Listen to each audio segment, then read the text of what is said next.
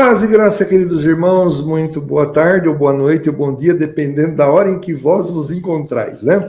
É um prazer estar com os irmãos. Hoje o nosso programa é Refutando Heresias. Tem um convidado muito especial, um apologista de todo bom gabarito possível. Ele que é pastor na comunidade cristã, Ministério Defesa da Fé, é teólogo, escritor, pós-doutorado em apologética cristã na Universidade Oral Roberts, nos Estados Unidos. E ele dá palestras, é um conferencista, ele é conhecido por frequentar programas importantes nas redes e mídias sociais. Eu tenho o prazer de trazer aqui para os irmãos o nosso pastor, teólogo, Tassos Licurgo. Olá, tudo bem, pastor? Como está?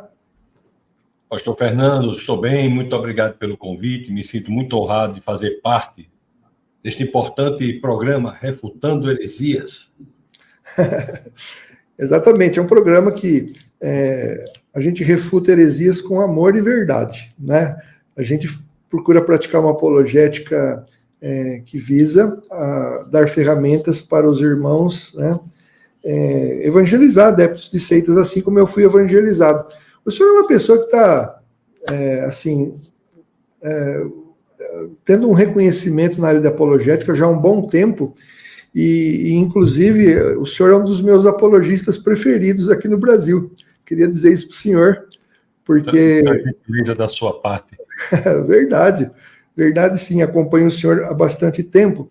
E o nosso Instituto Apologético Cristo Salva, ele tem alunos nos nossos cursos, e alguns alunos mandaram perguntas que nós vamos fazer para o pastor. Quero dizer que o senhor fique à vontade, mas eu tenho uma pergunta para fazer.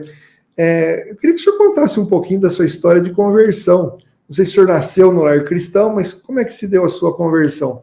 Geralmente apologistas não têm espaço para contar isso.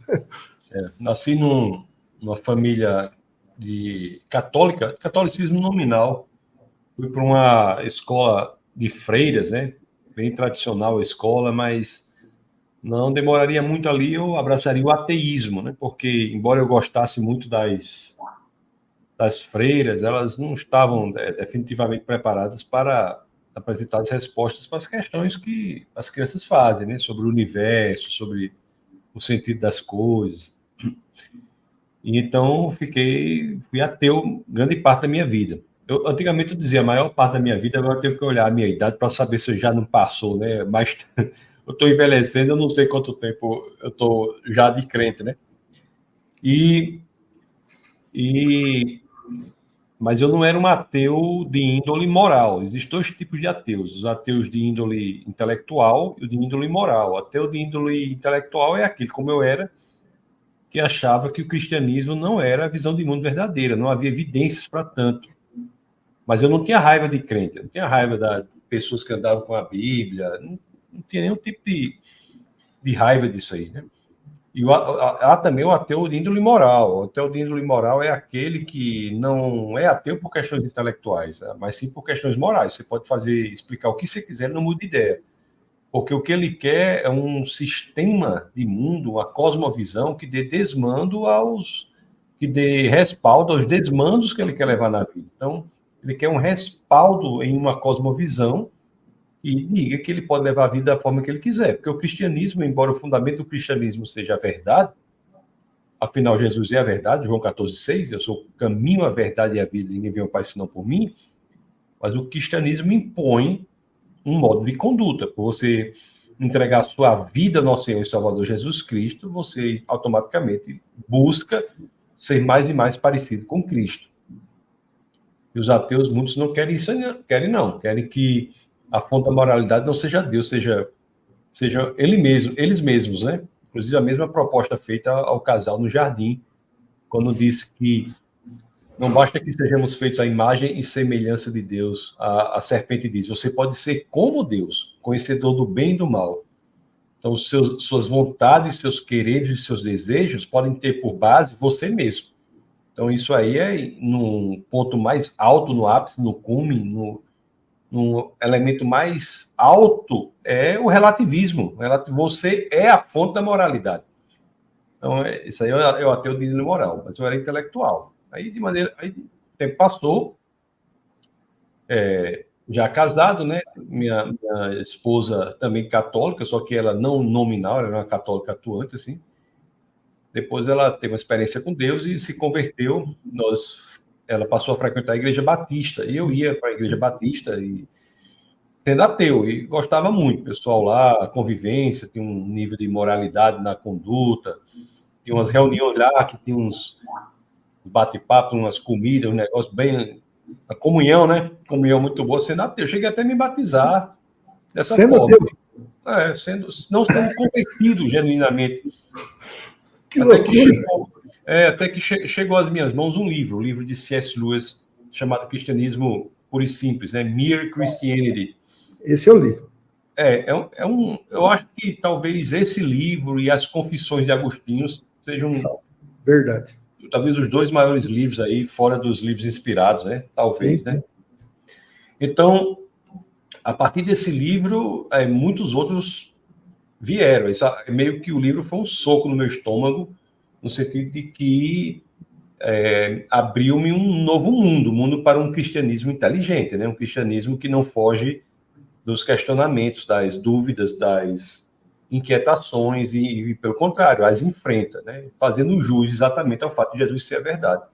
E, portanto, nós podemos apresentar razão para a fé. Isso aí me impactou muito. Tanto esse mandamento das Escrituras, que não há em outro sistema de mundo religioso, no sentido de que diz que você deve estar preparado para saber o porquê você crê, né? Lá na primeira epístola de Pedro, no capítulo 3, no verso 15, nós vemos isso aí. Santifique o Senhor em seu coração e esteja sempre preparado para apresentar todo aquele que vos pedir a razão da esperança que é em vós. Então, há um mandamento escritural. Isso me impactou muito, até mesmo por ser uma carta católica, né? Uma carta universal, não no sentido da igreja imperial, mas no sentido de católicos, uma carta universal. Não era uma carta dirigida a uma igreja específica, cujo entendimento demandaria um aprofundamento no contexto. Era uma carta de mais fácil entendimento, porque era uma carta universal. Então, você tem que estar preparado para saber o porquê você crê. Isso aí me impressionou muito. E também o fato de que o cristianismo traz bases investigáveis, né? A primeira epístola aos Coríntios, capítulo 15, no verso 14, você tem um fundamento investigável da fé cristã, que é a ressurreição de Cristo. O apóstolo Paulo disse que Cristo não ressuscitou, é vã a nossa fé, é vã a nossa pregação. Demonstra que... Então, muito forte. Tudo isso me impactou muito, então eu passei a ser convencido da veracidade do cristianismo, mas não convertido. Há uma diferença aí, né? A apologética não converte ninguém. Ela, na realidade, eu sempre a comparo com o trabalho que é realizado pelos lixeiros, né? Os garis. É o trabalho de limpeza. Ela limpa os obstáculos intelectuais que separam o homem do evangelho. Então, a partir daí, houve uma limpeza desses obstáculos e eu fiquei vulnerável, no sentido de que fiquei me rendendo, né? Quase que eu estava rendido. Conversão é rendição, né? Quase que eu ficava rendido. Até que nós passamos por um segundo momento, né? Já minha esposa engravidou da nossa segunda filha, Lissa, e ela faleceu com 9 dias. 9 dias ela faleceu. E esse momento de falecimento dela foi um momento muito relevante para mim, né? Porque eu senti o peso da existência, da vida, da realidade ali, de maneira muito ímpar, singular. E, de fato, eu tive que me posicionar. Ou eu aderia de maneira volitiva, com minha vontade, ao que eu já estava convencido, ou então eu abandonaria tudo e voltaria a um ateísmo errante. Mas eu optei pela primeira opção aí, escolhi a primeira opção e, de fato, ali talvez eu tenha sido capaz de dizer, como Paulo disse na carta aos Filipenses 1:21, que viver é Cristo, né, e morrer é lucro. Foi naquele momento da minha conversão. Então, a minha história aí, em breves palavras, não tão breves talvez, mas eu consegui fazer isso daí. Bastante interessante. Deixa eu perguntar uma coisa para o senhor. Existem ateísmos diferentes, o senhor mesmo falou de 2 tipos aqui, mas essa questão de dizer assim, às vezes algumas pessoas perguntam, quanto que o senhor é ateu de 0 a 10? Isso existe mesmo? O que existe é uma ideia de que há um agnosticismo prevalente no lugar do ateísmo.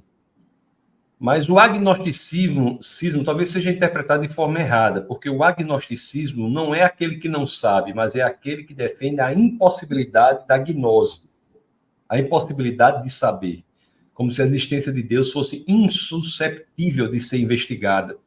E trazem argumentos até no meio cristão, o povo diz assim, umas coisas que fazem sentido, como diz, Deus não existe, Deus é. O que é tem que existir, não é?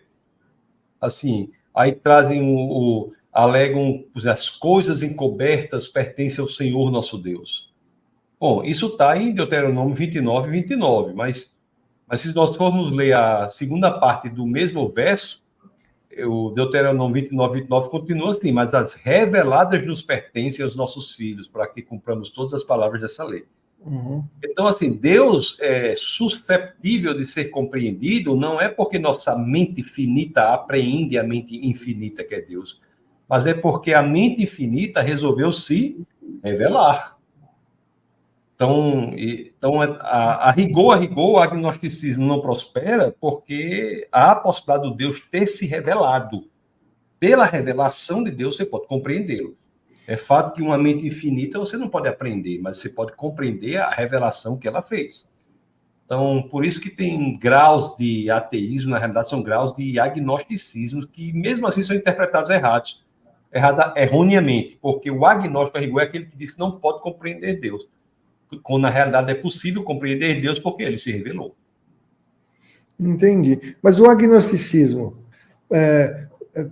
comparado com o ateísmo do Richard Dawkins, por exemplo, ele é mais coerente? O agnosticismo é mais aceitável, até que a pessoa entenda que esse Deus se revelou. Aí a questão passa a ser teológica. Quem é esse Deus? Não mais apologética. O ateísmo é uma militância política. Porque a rigor, o ateu não há de militar o seu ateísmo. Porque se uma pessoa nasce, por exemplo, numa família que nunca falou de religião, ele cresce não crendo em Deus, ele é um ateu. Mas ele é diferente daquele que milita o ateísmo, não é? Isso. O ateísmo, propriamente, é uma militância política, praticamente. Porque aquele que não crê em Deus não tem sentido de propagar a desesperança.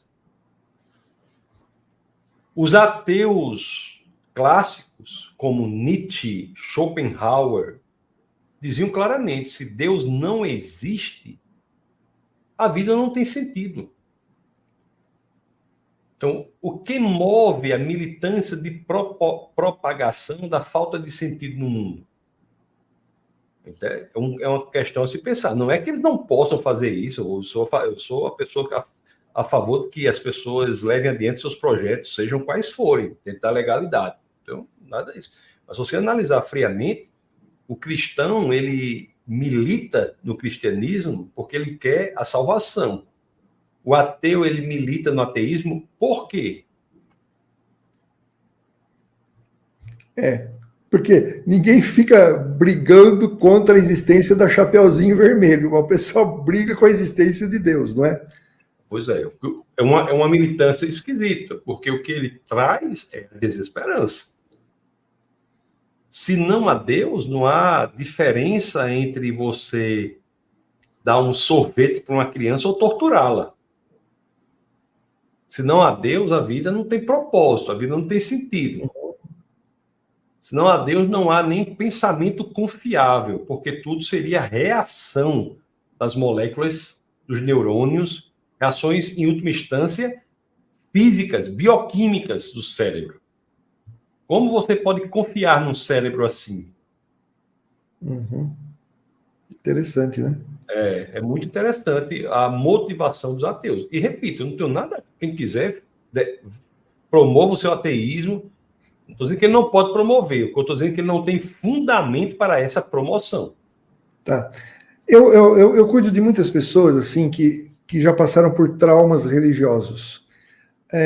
Como nós temos um viés apologético e muitos dos nossos seguidores são testemunhas de Jeová, e eu percebi que muitos desses que nós conseguimos, de certa forma, ou contribuímos, pelo menos, para abrir a mente deles, né?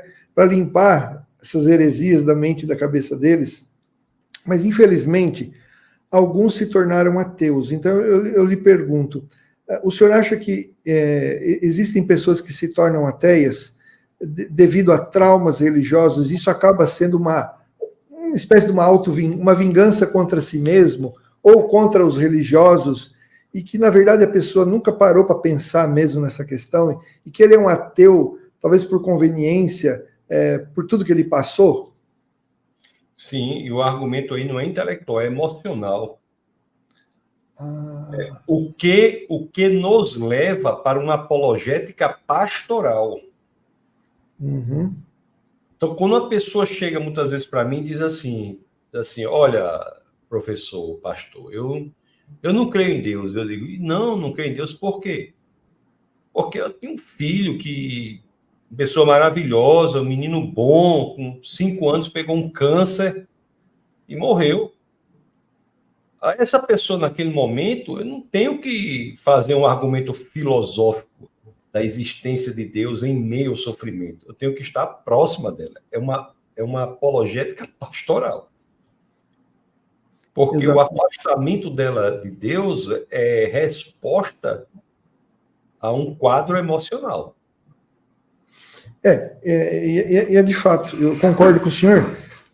Eu cuidei de casos assim, de pessoas que foram exploradas, não só no Testemunho de Jeová, mas em outros grupos, né? E que se revoltaram com Deus, mas na verdade faltava esse acompanhamento, né? E algumas voltaram atrás, graças a Deus. Agora, eu tenho uma pergunta que pediram para fazer para o senhor, é o seguinte: quando o senhor debateu com o Sérgio Sacani, né? E quando o senhor debate com pessoas que se declaram ateias, como ele, né? Como é que o senhor enfrenta o desafio? Qual que é a grande dificuldade de conversar com ateus? Porque eu já tive dificuldade, assim, da impressão que a gente está caminhando em sentido, e acho que é isso, totalmente opostos, né? Mas a gente, principalmente no começo da minha vida cristã, eu desistia. Por quê? Porque eu falava assim, não, um gosta de uma coisa, outro de outra, e não dá para conciliar. Como é que o senhor lida com essa dificuldade? O objetivo num debate com o professor Sacani, ou recentemente com o professor Pirula, foram pessoas respeitosíssimas, né?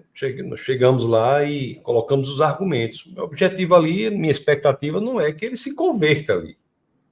Uhum. Minha expectativa é deixar claro que há, no meio cristão, argumentos que fazem com que tenha a capacidade de se sustentarem mesmo em um ambiente bastante hostil à fé cristã.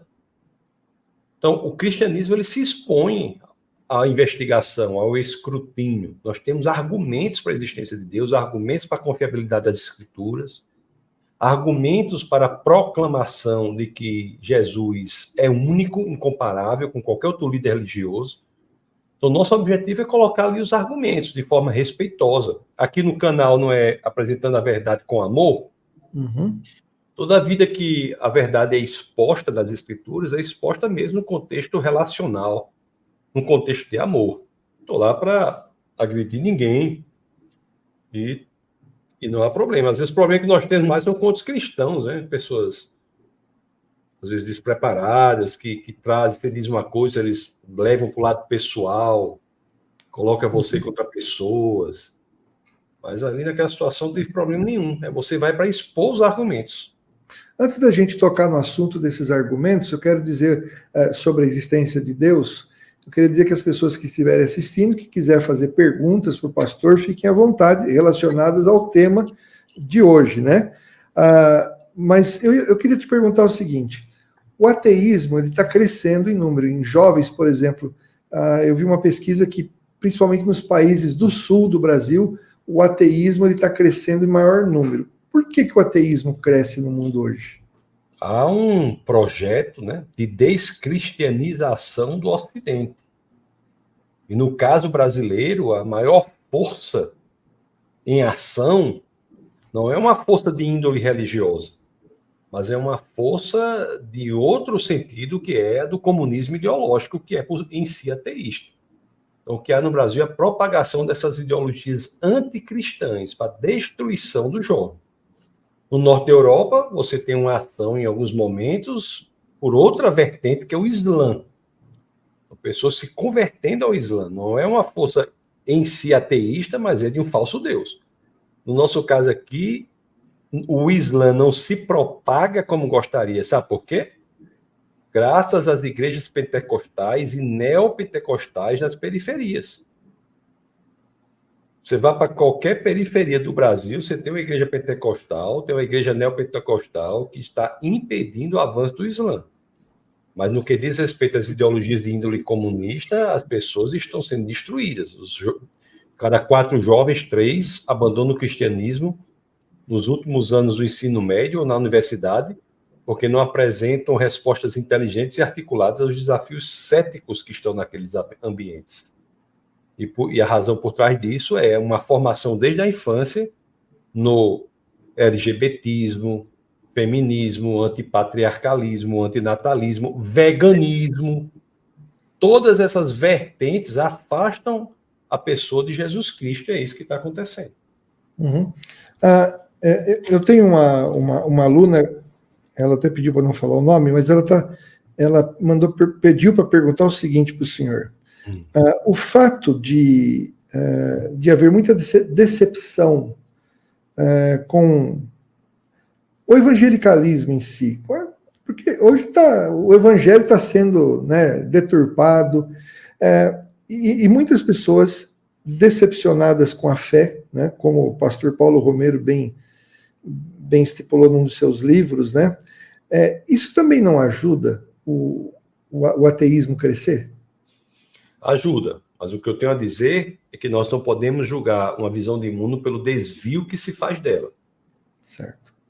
Então, aquilo que esse desvio do cristianismo não leva o DNA de Cristo consigo. É outra coisa. Então, isso tem que ficar bastante claro. Até nos meus maiores opositores em debates, opositores ao cristianismo, as maiores atrocidades que eles identificam na igreja, eu pergunto, você consegue ver isso na pessoa e na vida de Jesus Cristo? E os meus maiores debatedores dizem, não, em Jesus não. Eles defendem Jesus, mas não, em Jesus não. Eu disse, então, rapaz, o nome é cristianismo. É Cristo. O nome é isso aí. Uhum. Cristianismo. É Cristo. Muito então, bem. Que nós temos é que buscar um cristianismo genuíno. O Ivanilson Costa perguntando o que o amado pastor Tassos pensa desses militantes ateus que debocham da fé dos cristãos e do próprio Deus em podcasts. Haverá o momento, né, em que Deus tirará toda a zombaria do seu povo. Isso é normal, é esperado. Se nós não sofremos algum tipo de ataque ou de perseguição em razão da nossa fé, é bom que nós reavaliemos a nossa saúde espiritual. É esperado que sejamos atacados, que sejamos agredidos, que sejamos atacados com palavras. Então, isso aí é apenas o que se espera, né? Nós somos o sal da terra, como dizia Spurgeon, né? Não somos o caramelo da terra, não. Do mundo, não. O mundo não pode gostar muito da gente, não. Tem uma pessoa bem famosa aí que está trilhando os caminhos do ateísmo na internet, e quando ele faz as lives dele, ele tem mais ou menos, às vezes, 10 mil pessoas acompanhando as palestras dele, e muitas delas são cristãs, né, que às vezes entram para tentar refutá-lo. O senhor não acha que isso é perda de tempo ficar, né, dando ouvidos a esse tipo de argumento, se somos cristãos? Devemos perder tempo com isso? Eu acho que nós temos de estar preparados. Principalmente quando nós temos filhos. Se não por nós, pelos outros. Agora, é claro, né? Tem muitos que estão ali não voltados por uma orientação de busca da verdade, mas por outros motivos. Então, você deve estar nesses lugares para saber os argumentos, construir sua fé, melhorar. O que eu quero dizer é o seguinte, eu tenho a sensação de que a sugestão não duvide, não pensa, apenas creia, ela não mais funciona no mundo de hoje. Então, desde a criança, ela tem de ser ensinada de que é preciso saber pensar a fé cristã, saber os porquês da fé. Então, se é este o intuito, vale a pena, se não, não vale a pena. Ateus geralmente dizem o seguinte, ateus cientistas, por exemplo, eles dizem assim, a preocupação da ciência é trabalhar com fatos palpáveis, prováveis, com experiências que são observadas, mas a fé não trabalha com uma questão observável, eles dizem. A ideia de Deus é um ser espiritual, que para muitos é um amigo imaginário, e como é que se pode relacionar Deus com ciência? Como é que funciona isso? Eles questionam assim. Como responder para eles? Com a Carta aos Romanos, capítulo 1, no verso 20. O apóstolo Paulo diz que Deus se revela não apenas pelas Escrituras, mas em Romanos 1:20 diz, pelas coisas criadas. As coisas criadas são revelação de Deus também. E o que são as coisas criadas? O universo e tudo que existe. O debruçar-se sobre a Bíblia se chama teologia. O debruçar-se sobre as coisas criadas se chama ciência. Então, a ciência e a teologia são modos diferentes de estudar revelações de Deus. Deus tem duas revelações, as Escrituras e as coisas criadas. Então, a ciência é, portanto, absolutamente compatível com as Escrituras, com a teologia. Porque o Deus que é autor das Escrituras e o Deus que é autor do universo não muda. Ele é o mesmo sempre. Então, não pode ter expressões incompatíveis entre as suas duas revelações. Tanto é assim que as maiores e melhores universidades do mundo nasceram como escolas de discípulos cristãos. Harvard, Princeton, Yale, Cambridge, Oxford nasceram como escolas de discípulos cristãos. O lema original da Universidade de Harvard é verdade para Cristo e a Igreja. Então, tanto é assim que a ciência moderna só aparece em países de matriz judaico-cristã. Só em países de matriz cristã. A gente estuda física, matemática, quem são as pessoas que a gente estuda lá? Nasceram onde? Se estudaram onde? Se tiver algum de fora, foi estudar onde? Só país de matriz cristã, só na Europa. Então, por quê?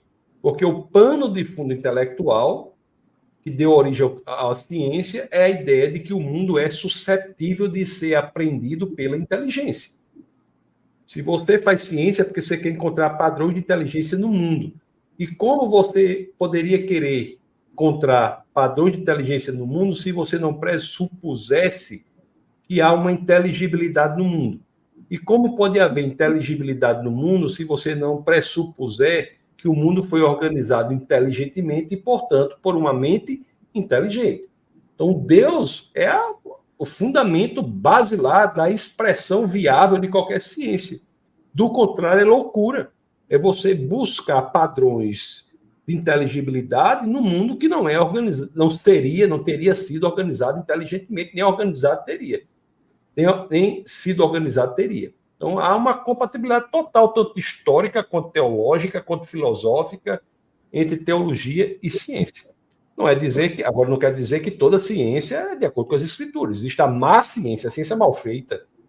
Existe a teologia mal feita também. Se a teologia é bem feita e a ciência é bem feita, elas não são incompatíveis. Uhum. A Ana Souza, que é uma das nossas alunas, ela, lendo o Salmo 14, versículo 1, fala lá, o insensato disse no seu coração não a Deus. Né? Então ela está perguntando, o ateísmo pode afetar a moralidade das pessoas? O ateísmo, ele não dá fundamento para a moralidade. Isso não é dizer que não possa haver ateus que ajam moralmente. Tem ateus que agem mais moralmente do que pessoas dentro da igreja. Porque esse ateu não tem é o fundamento do porquê da sua moralidade. Porque numa visão de mundo ateísta, você torturar uma criança ou alimentá-la não tem diferença nenhuma. A diferença só existe quando a fonte da moralidade está fora da pessoa, é Deus. A fonte objetiva da moralidade. A partir daí, algo é bom ou algo é mal. Do contrário, se você for a fonte da moralidade, cada um for a fonte da sua própria moralidade, as ações serão reduzidas e, portanto, a uma questão de força, e não a questão do que é bom e o que é mal.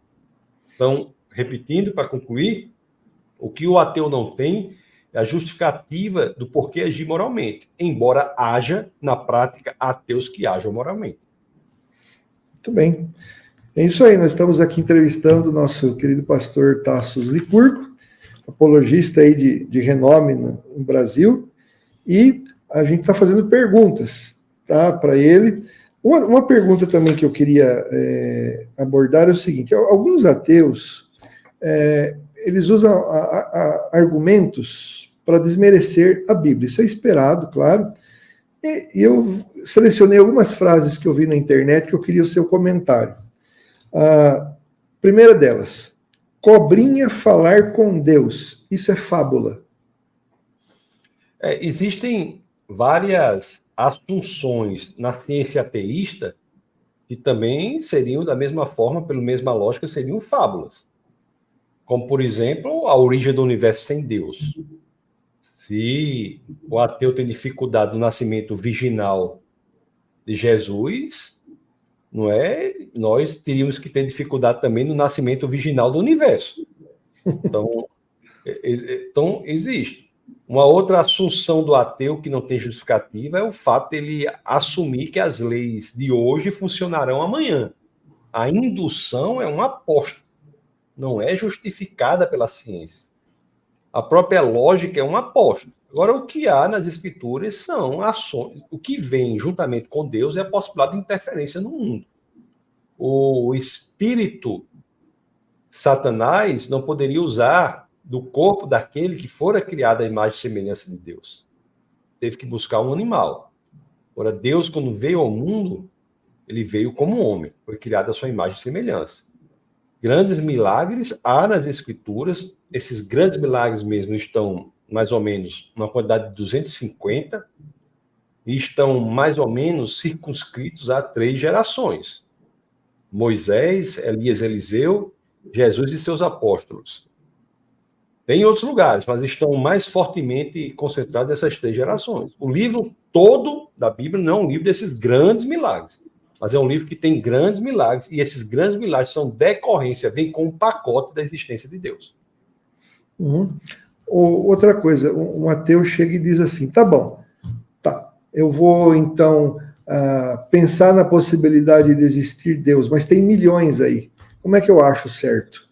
Imagina um ateu no Togo, e eles admitem a possibilidade de existir um Deus criador, um designer inteligente. Como é que ele acha esse verdadeiro Deus? Um ateu que pergunta isso. Primeiro, o politeísmo ele é descartado imediatamente. Porque se quem criou o universo criou o espaço, essa causa tem que ser não espacial, porque espaço não havia. E se é não espacial, ela é, portanto, infinita. E se é infinita, só pode ser uma. Porque uma coisa se distingue da outra pelas suas limitações. Se ela não tem limitações, ela não poderia se distinguir de nenhuma outra coisa sem limitações. Seria a mesma coisa, e, portanto, só uma. Então, a causa infinita só pode ser uma. Agora, essa causa é o quê? Ela é cristã, judaica, islâmica, são as visões monoteístas. Para saber isso aí, nós vamos para a confiabilidade das escrituras. Ver qual é o texto mais confiável. Por exemplo, o Corão diz que Jesus não morreu. A Bíblia diz que Jesus morreu e depois ressuscitou, mas diz que morreu. Então, são um elemento de investigação. Então, nem mesmo os acadêmicos muçulmanos têm coragem de dizer que Jesus não morreu. É um dos fatos mais comprovados da história da humanidade, é a morte de Jesus de Nazaré. Então, aí já é uma ideia para você ir optando sobre qual escritura é a que é a revelação correta. Sem falar que a Bíblia traz características, não sei se você quer entrar nesse campo, características únicas, incomparáveis com qualquer uma outra, né? Vamos São lá. 66 livros, que por cerca de 40 autores, como eu digo sempre, num período de 15 séculos, né?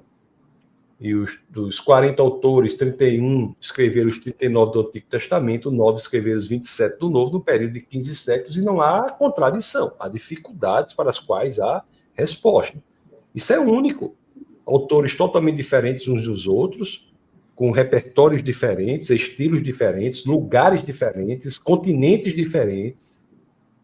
Alguns eram pescadores, como é o caso de Pedro, outros reis, como Davi, Salomão, outros filósofos treinados, como o caso de Paulo. Enfim, você pega tudo isso e não há uma contradição. Então, esse livro é único. Existem profecias que se realizam, né, como as profecias de Isaías, Daniel, se realizam 8 séculos depois. Então, tem elementos idiosincráticos incomparáveis nas escrituras que fazem com que o intelectual, seja ele cristão, ateu, seja lá o que for, aceite que aquele é o livro mais confiável já escrito na história da humanidade. Então, é um melhor candidato entre todos para ser a revelação do único e verdadeiro Deus. Tá. Eu já vi alguns apologistas dizerem o seguinte: olha, eu acredito no Deus da Bíblia, porque quando nós comparamos o Deus da Bíblia com o comportamento dos deuses pagãos, a gente vê uma superioridade infinita, tal, aquela questão. Mas, num site ateu, um ateu ali disse o seguinte, um site de ateus, né? Ele falou o seguinte: mas quando a gente examina o Antigo Testamento, a gente vê um Deus bravo, um Deus irado, que manda os israelitas matar os amalequitas. Não dá a impressão que... isso é a pergunta que eles fizeram, tá? Eu queria saber sua resposta.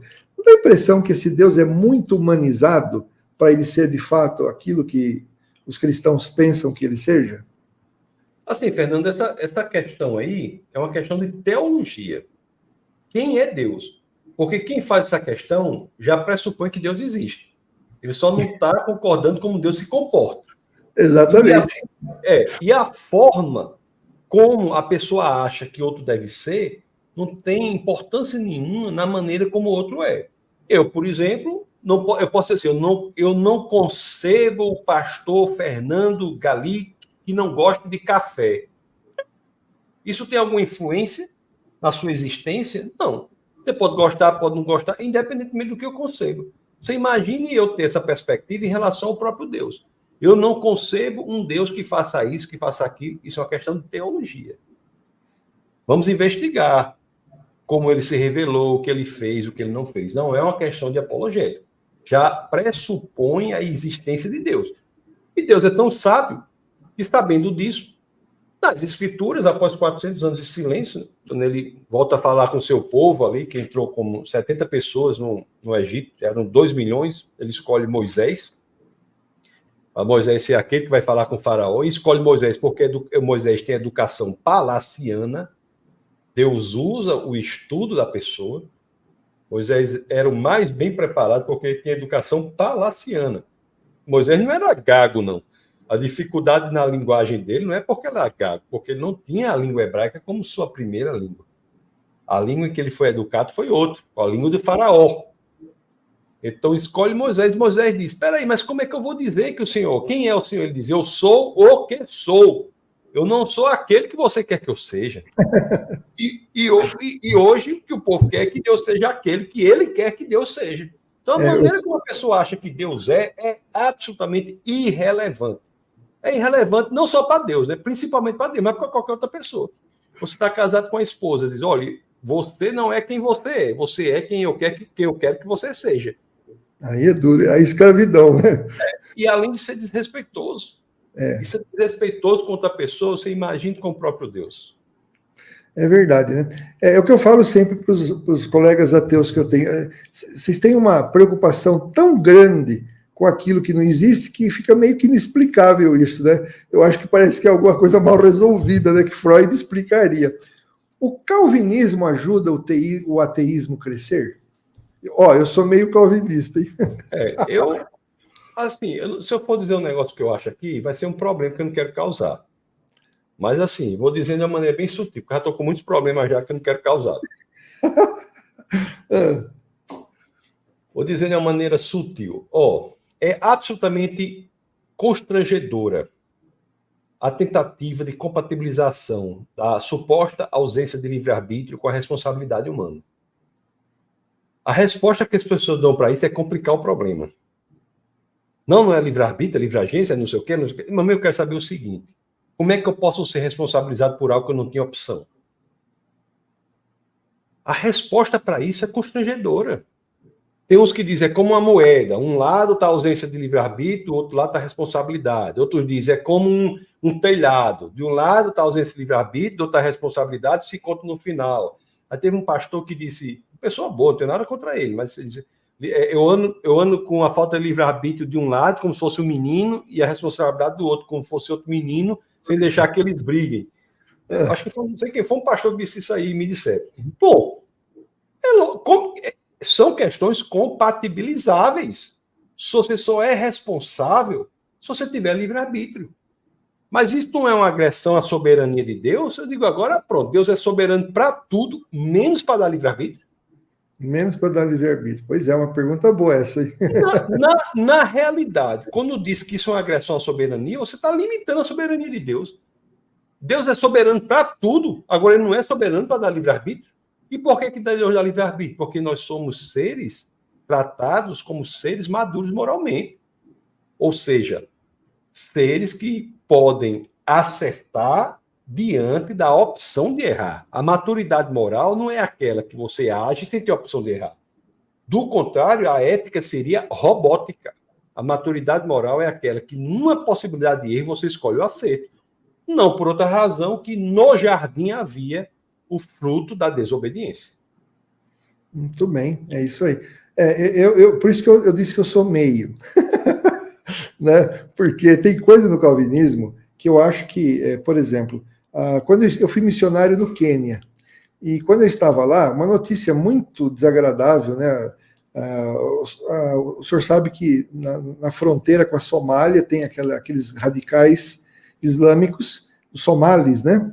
E eles invadiram a casa de uma cristã, amarraram a mãe, né?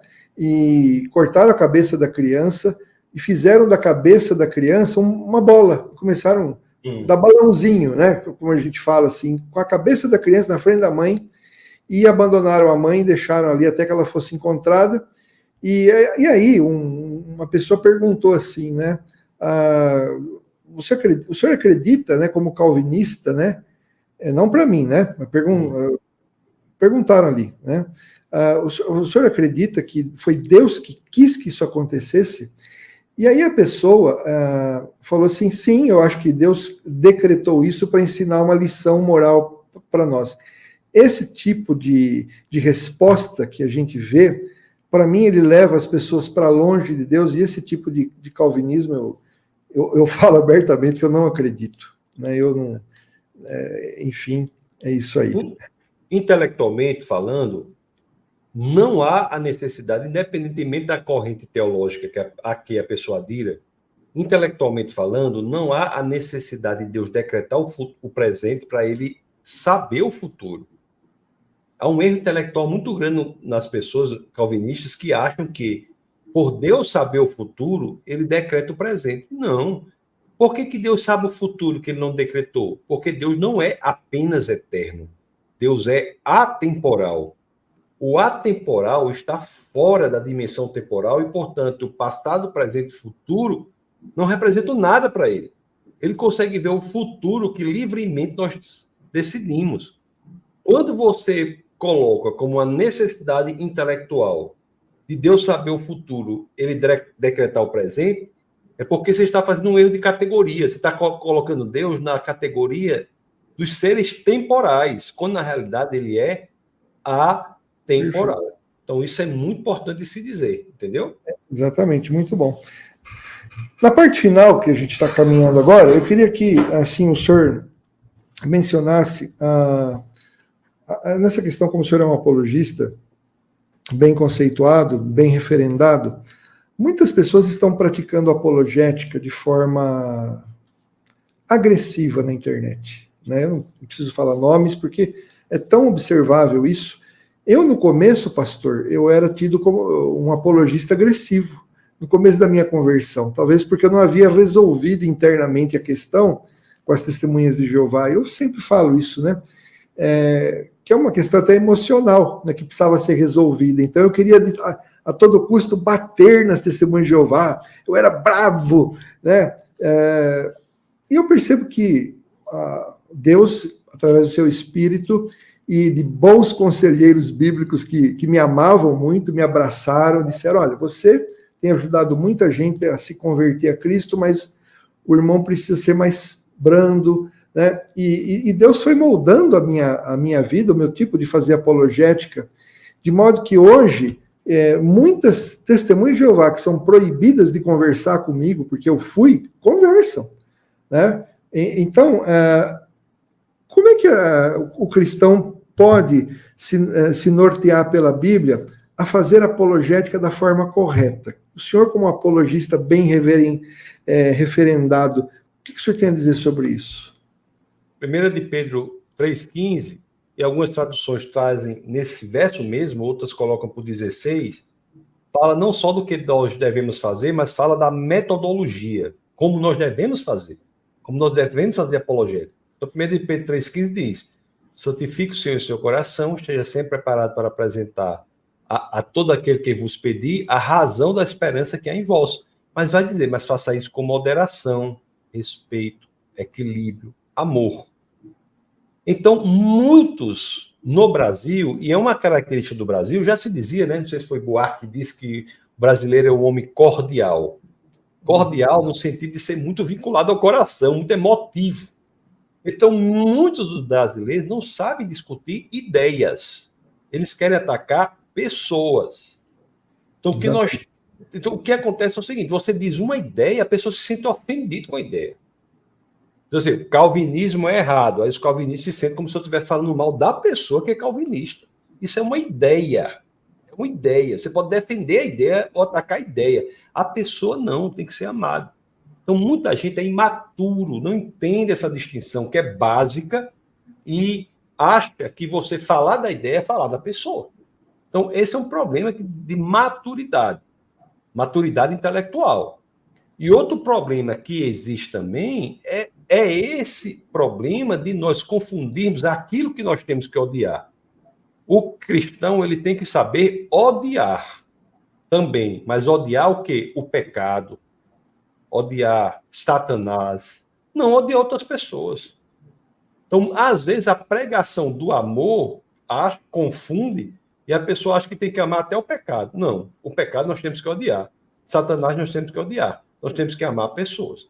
Então, de fato, é preciso um amadurecimento da pessoa, como interessante que o senhor fala aí, a sua trajetória, né? Todos nós passamos por amadurecimento. Deus trabalha em nós, né? Eu achei tão bonita a forma como o senhor colocou aí, que, de fato, Deus está nos moldando, e hoje em dia, quer dizer, chegou o momento de entender que pregar a verdade em amor, o que não quer dizer que o cristão é abestalhado, que o cristão não sabe nada, nada disso. Mas é que a verdade em amor quer dizer o quê? Pregar a verdade atacando as ideias, as visões de mundo, buscando os fundamentos da visão de mundo. Agora, a pessoa tem que ser amada. Porque, no final das contas, pastor, o nosso objetivo não é nem tanto ganhar argumento, é ganhar a pessoa. Mas, para tanto, né, o argumento tem que ser atacado, mas sempre com amor em relação à pessoa. Porque Deus é aquele que morreu para que todos fossem salvos. E cabe a nós proclamar o caminho da salvação para que mais e mais pessoas sejam saqueadas do inferno. Tá. Tem uma pergunta que eu até esqueci de fazer com relação a essas questões da existência de Deus. Assim, eu preciso fazer essa pergunta. Depois eu vou voltar nos últimos 7, 8 minutos da nossa live. Eu conheci o Dr. William Lane Craig pessoalmente, né, quando ele esteve aqui no Brasil, e ele até deu uma palestra no Mosteiro São Bento. E eu tive a oportunidade de perguntar para ele o seguinte: O senhor defende que Deus usou a evolução para criar tudo. E ele confirmou isso para mim. Ele não crê no relato literal de Gênesis. O senhor acha que um cristão que acredita que Deus é criador, mas usou a evolução para criar, ele comete alguma heresia de perdição? Veja bem, esse movimento que está no mundo chamado design inteligente, ele é um guarda-chuva sob o qual estão a Terra Antiga, a Terra Nova, o evoteísmo, a evolução teísta, até a ideia de que quem organizou tudo foi um extraterrestre. Tudo isso é design inteligente. Seria uma mente inteligente que organizou o mundo inteligentemente. Agora, para saber qual dessas visões é bíblica ou não, nós temos que ir para as escrituras. Por exemplo, a Terra Antiga é bíblica. O Big Bang é bíblico, porque, inclusive, de acordo com a interpretação literal da Bíblia. Porque o nome Dia é a tradução de Yom. Yom tem literalmente 4 significados possíveis, sendo um dos quais um longo período de tempo. Tem muitos argumentos. Eu fiz até um podcast que, para quem tiver dúvidas sobre isso, procura aí, que bota Tassos Licurgo, a Bíblia e o Big Bang. Não, é o Big Bang e a Bíblia. Tem explicando. Pronto. A Terra Jovem é bíblica. Yom também pode representar 24 horas, certo? O extraterrestre não é bíblico. Né? Que o extraterrestre criou, não é, embora seja design inteligente, não é bíblico. A evolução teísta me parece não ser bíblica. Também. Por quê? Porque a Bíblia diz que Deus criou os animais segundo o seu min, em hebraico, min, que a tradução é tipo ou espécie. Espécie é uma tradução ruim, porque nem a taxonomia moderna concorda sobre o que é espécie. É um quebra-pau maior no mundo entre os taxonomistas para dizer o que é espécie. Então, isso não é bíblico.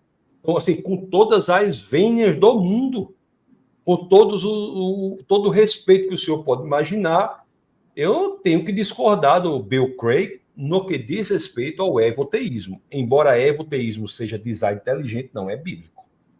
Então, a gente tem que se manter na Bíblia. Não é a ciência que manda, é a Bíblia que manda. Então, tem que se manter na Bíblia. Isso não é bíblico.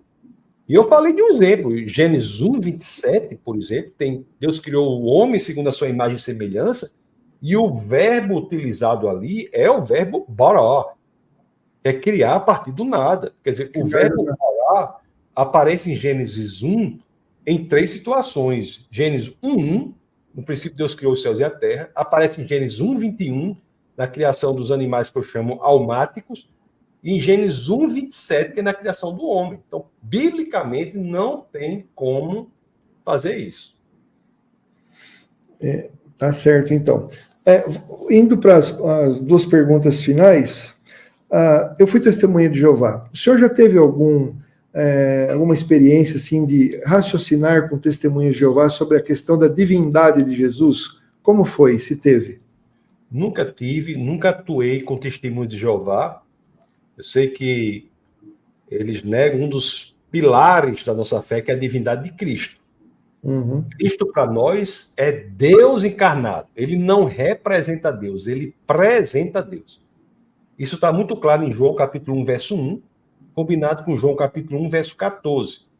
João capítulo 1 diz, no princípio era o Logos estava com Deus, o Logos era Deus, e João 1,14, o Logos tabernacula, vem viver entre nós. E é interessante que João 1,1, quando diz no princípio era o Logos, esse no princípio coloca o Logos, que João 14 deixa claro que é Jesus, lá em Gênesis 1,1, que diz no princípio Deus criou os céus e a terra. Então Jesus precede o tempo, o espaço, a matéria. Eu peço licença para usar o termo precede, porque a rigor, preceder pressupõe a existência do tempo, né? Quando na realidade nem tempo havia, Jesus já estava ali. Então Jesus é Deus e qualquer visão de mundo de fato que não considera a divindade de Jesus não pode ser dita cristã. Quando eu era testemunha de Jeová, eu chegava nas casas, principalmente de pastores, e perguntava assim, o senhor, pastor, o senhor crê que Jesus é Deus? Ele dizia sim, e nós devemos adorar só a Deus, né? Ele sim, mas o seu Jesus é Deus e homem. Então, como é que fica isso? O senhor está adorando uma pessoa que é metade Deus e metade homem. Eu falava assim, né? Ou inteiramente Deus e homem. Então, como é que o senhor adora uma pessoa que também é criatura? Se uma testemunha de Jeová falasse isso para o senhor, como é que o senhor falaria para ela? Jesus é inteiramente Deus, inteiramente homem, por amor a nós. Ele se torna, ele ingressa no espaço-tempo por amor a nós.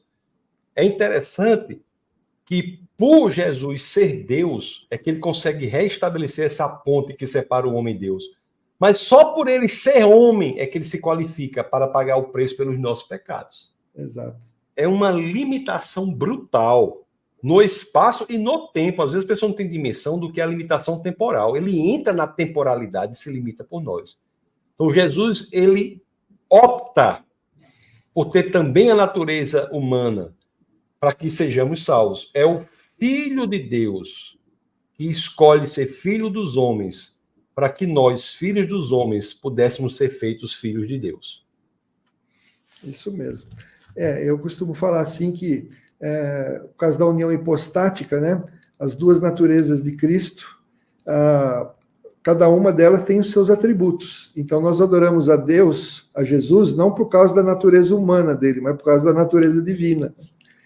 Olha, a gente vai trazer o senhor outras vezes aqui, eu sei que sua agenda é bastante atarefada, né, bastante ocupada, mas a gente fez uma introdução, porque tem tantos assuntos que o senhor discorre com maestria, mas eu fiz as perguntas que o pessoal que está fazendo o nosso curso, é um curso básico, assim, fizeram, então a gente quer agradecer.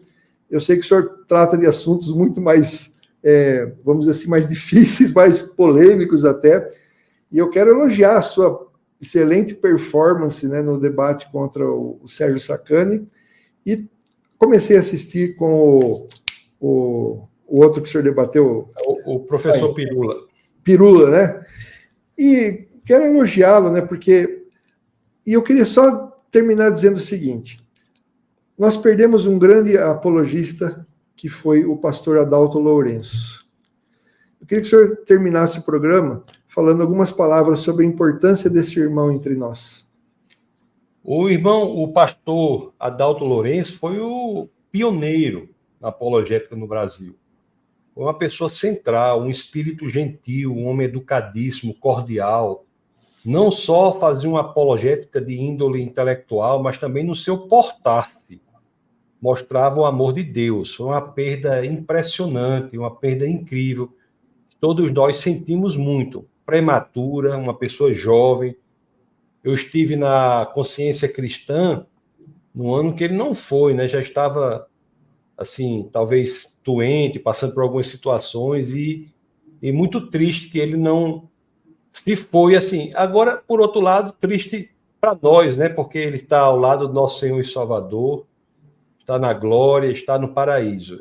Eu acho que o pastor Adalto é uma pessoa que ficou registrada na história da defesa da fé no Brasil, na história da apologética no Brasil, um homem que cativou os corações de muitos e muitos crentes, um homem que é um exemplo na sua postura apologética, exatamente nessa questão de passar a verdade com amor. Então, sentimos muito a falta de uma figura tão importante, mas a vida é assim, nós não podemos viver aqui senão com a dimensão da eternidade.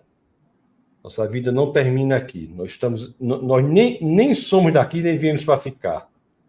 Então, eu acho que o objetivo maior nosso é, de fato, estar aos pés, né, do Senhor, entregar, dizer, Senhor, eu fiz o que estava ao meu alcance.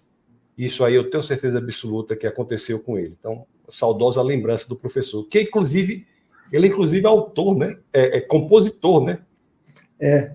Compositor.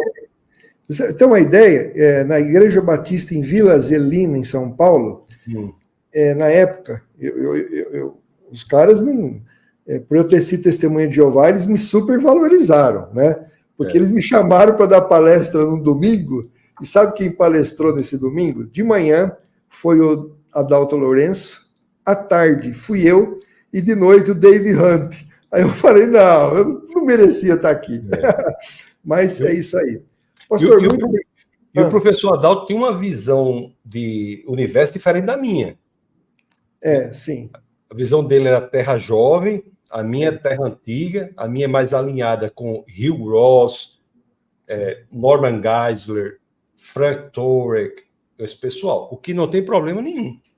Nunca houve nenhum tipo de respeito entre mim e ele, nenhum tipo de agressão, nunca ele me acusou pessoalmente de nada, nem eu, pelo contrário, só fazia elogios a ele. E só para deixar claro que a civilidade exige essa pluralidade que nós busquemos os argumentos. Tá muito bem. Eu quero agradecer a sua participação aqui. Eu vou dizer tchau para o senhor rapidinho em off. Muito obrigado, irmãos. Divulguem essa entrevista maravilhosa que a gente teve. E a gente vai voltar amanhã, né, com mais um programa Refutando Heresias. Hoje foi num horário especial, porque o pastor é bastante ocupado. Ele viaja de um estado para o outro do dia para a noite. Assim, tá rapidinho assim, né? Ele é bastante requisitado. Que Deus abençoe sua vida, sua igreja, sua família, viu? Muito obrigado, pastor. Deus abençoe, eu que agradeço e mando um abraço para todos os seus alunos. Deus abençoe. Amém. Tchau, tchau, pessoal. Deus abençoe.